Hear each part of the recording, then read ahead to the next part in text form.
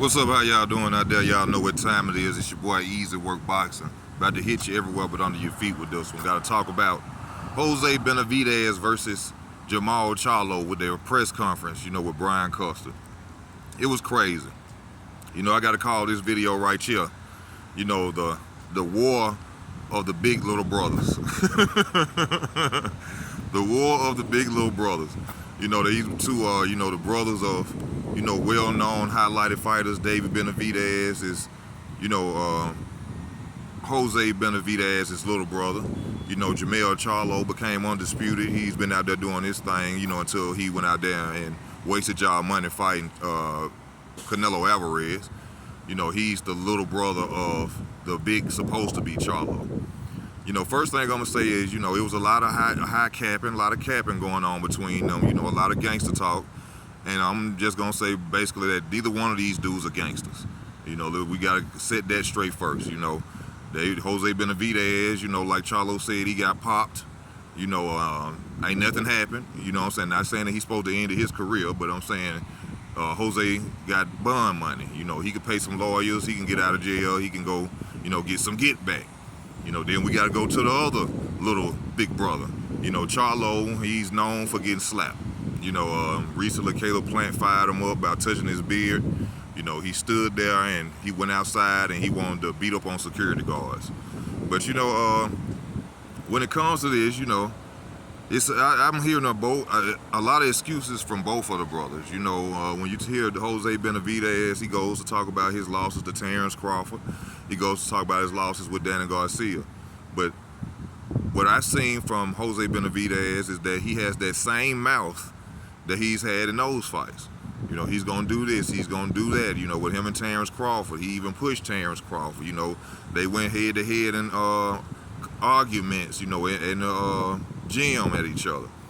I'm not sure what him and Danny Garcia really beef was, but he went to saying that, he couldn't make 147. He was too big for the weight class. Sound like an excuse. Then he said he couldn't make 154. He moved up from 147 to 154. That was one of the reasons he had to lose 20 pounds to fight Danny Garcia. Sounded like an excuse. So, seemed like to me, will there be an excuse for Jose Benavidez after this fight? They are going up to 163, which doesn't make sense at all to me because Charlo has been off. First of all, let me tell y'all this. I told y'all, Al Heyman been paying Mauricio Sulaiman to hold that belt. Because see, this don't make no sense right here. This don't make no damn sense. This boy been out of boxing for 3 years, and plus, you called him a crybaby. That's what Jose Benavidez was calling Charlo. He'll call him a crybaby about the wife situation. Which you gotta admit, like he was out there crying about it, but, we as men all know how they feel, to lose or, go through that with a woman. Maybe that was his first time, that was his wife.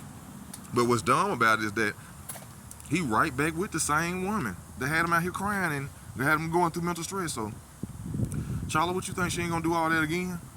But, back to what we were saying, I told y'all Mauricio Sulaiman, has been getting paid to hold that belt because Al Heyman on the leverage is holding on the titles. That's why you got the Canelo Alvarez fight with Charlo instead of the Tim Tszyu fight. But yeah, he coming back and he want to do the fight at 163, which don't make sense because you've been off 3 years, bro. You've been off 3 years and you can't make it to your natural weight. You want to push the fight to 163. That don't make sense. And I agree with Jose Benavidez. It sounds a little bit undisciplined. It sounds very undisciplined to me. It doesn't, it's sad on his end. It shows that he's saying he been in the gym and he's still been training. Lie. Cap. You ain't no way in the hell you still been in the gym and you've been training and you've been off for 3 years and you can't make 160. You can't make 160. But, when we're going to go to the fighting part of, what they're going to do in the ring. Jose Benavidez, I will give him certain advantages.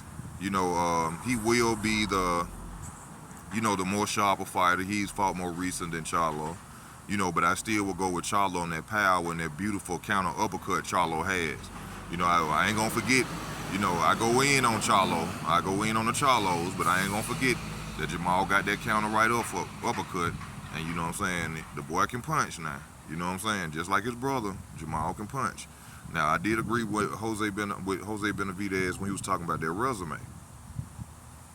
That resume ain't no the part. Y'all be criticizing talking about Terrence Crawford's resume and all this and that, but y'all don't be looking at Boots and this dude 32-0, and the only name I could really remember that was worse on was Julian J. Rock Williams. That's about it with y'all though. I'm just being real. And then come on now, y'all know I'm telling the truth. But at the end of the day, I'm still expecting Charlo to probably come out on top in this fight, but it depends on, if Jose Benavidez is actually comfortable at moving up to 163, which he said he walk around close to 190, 180, so he should feel more powerful, more stronger at 163.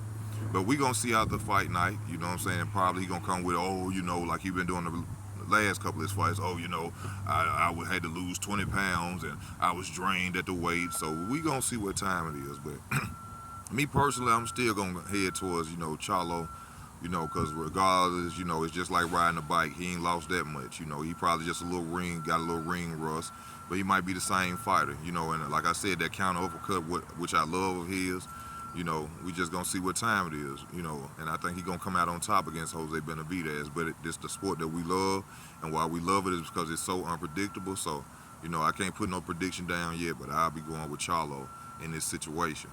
I don't really see Jose Benavidez carrying power like that.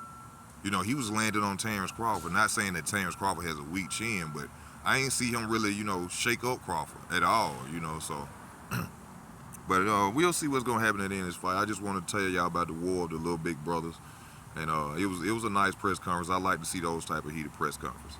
But let me know how y'all feel, in the comment section. Please like to comment and subscribe to the channel, share the videos. I just tell the truth on how I feel about the sport that you and I love. This your boy Easy Work. I'm out.